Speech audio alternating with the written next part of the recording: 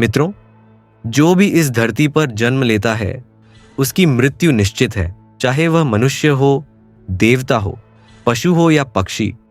मृत्यु के बाद क्या होता है, ये प्रश्न सदियों से मानव मन को विचलित करता आया है और इसका उत्तर हमें हमारे शास्त्रों, पुराणों और ज्योतिष शास्त्र में मिलता है। आज हम आपको मृत्यु और पुनर्जन्म के उन रहस्यों से परिचित कराएंगे जिन्हें जानकर आप हैरान रह जाएंगे। अगर आप भगवान श्री कृष्ण के भक्त हैं तो नीचे कमेंट में जय श्री कृष्णा जरूर लिखें, ताकि हम जान सकें कि हमारे दोस्तों, अगर कहा जाए कि मरने के बाद आत्मा कहाँ जाती है। अगर इस विषय पर बात किया जाए तो यजुर्वेद कहता है कि जो तपस्वी और ध्यान साधक होते हैं उनकी आत्मा शरीर छोड़ने के बाद ब्रह्मलोक चली जाती है और वे ब्रह्मलीन हो जाते हैं। वहीं सत्कर्म करने वाले भक्त स्वर्गलोक में पहुंचते हैं, जहां वे दिव्य सुखों का आनंद लेते हैं। लेकिन जिन्होंने जीवन में राक्षसी कर्म किए, वे प्रेत योनि में भटकते रहते हैं। पुनर्जन्म के चक्र में उनकी आत्मा कई बार मनुष्य योनि, पशु पक्षी या कीट पतंगों में जन्म लेती है। हमारा यह शरीर पंच तत्वों से बना है: आकाश, वायु, अग्नि, जल और धरती।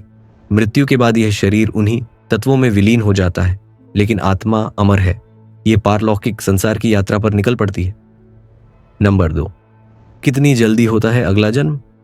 मित्रों, उपनिषदों के अनुसार आत्मा एक शरीर से दूसरे शरीर में जाने में एक क्षण से भी कम समय लेती है, लेकिन पुराणों की माने तो यह प्रक्रिया 3 दिन, 13 दिन, सवा माह या सवा साल तक भी खिंच सकती है।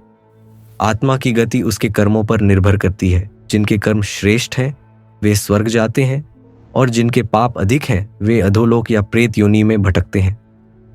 नंबर 3, दोस्तों, अब कर्म और पुनर्जन्म के गहरे संबंध की बात की जाए तो पुनर्जन्म और कर्म का चक्र एक दूसरे से गहराई से जुड़ा हुआ है। आपके जीवन में जो कुछ भी होता है वह आपके पिछले जन्मों के कर्मों का फल है। इस जन्म में किए गए कर्म आपके अगले जन्म का आधार बनते हैं। गरुड़ पुराण में कहा गया है कि यदि आपने अपने कर्मों से मनुष्य योनि के स्तर को गिरा दिया तो अगला जन्म पशु पक्षी या कीट पतंगे के रूप में हो सकता है। नंबर 4, आत्मा क्यों लेती है पुनर्जन्म? दोस्तों, आत्मा के पुनर्जन्म के 8 प्रमुख कारण हैं। पहला, स्वर्ग का आनंद समाप्त होने पर आत्मा फिर से जन्म लेती है। दूसरा, जो साधनाएं अधूरी रह जाती हैं उन्हें पूर्ण करने के लिए। तीसरा, पाप का फल भोगने के लिए। चौथा, पुण्य का फल भोगने के लिए। पांचवा, बदला चुकाने के लिए। छठा, अकाल मृत्यु, यानी कि जिनकी मृत्यु समय से पहले होती है वे पुनर्जन्म लेते हैं। सातवां, दिव्य कार्यों के लिए। और आठवां, किसी अन्याय का प्रतिशोध लेने के लिए। नंबर 5, दोस्तों, अब बात करते हैं आपके कुंडली की। तो आपके कुंडली में छिपे हैं पिछले जन्म के राज्य। ज्योतिष शास्त्र के अनुसार कुंडली में पिछले जन्म के कर्मों के संकेत होते हैं। हस्तरेखा, सामुद्रिक विद्या और ज्योतिष के जानकार आपके पिछले जन्म की स्थिति का पता लगा सकते हैं। जब कोई जातक जन्म लेता है तो वह अपने भोग्य दशाओं और भक्ति के साथ आता है। नंबर 6, क्या पुनर्जन्म का कोई प्रमाण है? दोस्तों, विज्ञान ने अभी तक पुनर्जन्म का कोई ठोस प्रमाण नहीं दिया है, लेकिन शास्त्रों और ऋषियों ने इसे स्वीकार किया है।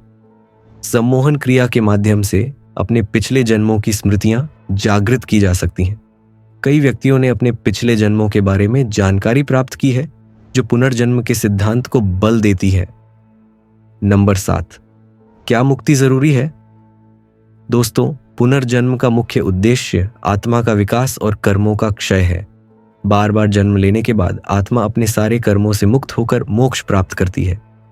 मोक्ष का मतलब है इस जन्म मृत्यु के चक्र से बाहर निकलना। नंबर 8, दोस्तों, कर्मफल के सिद्धांत की बात करें तो हर आत्मा अपने प्रारब्ध कर्मों के अनुसार जन्म लेती है। ये कर्मफल 2 प्रकार के होते हैं। पहला, संचित प्रारब्ध। दोस्तों, इसमें पिछले जन्मों के कर्मों का फल होता है। और दूसरा, क्रियमाण प्रारब्ध। इसके अंतर्गत इस जन्म के कर्मों का फल होता है। नंबर 9, कैसे जाने अपने पुनर्जन्म के बारे में? दोस्तों, पुनर्जन्म के रहस्य को जानने के लिए सम्मोहन, योग और ध्यान का सहारा लिया जा सकता है। त्राटक विधि से भी व्यक्ति अपने पिछले जन्मों की स्मृतियों को जागृत कर सकता है। नंबर 10, अब बात करें अगला जन्म किस योनि में मिलेगा।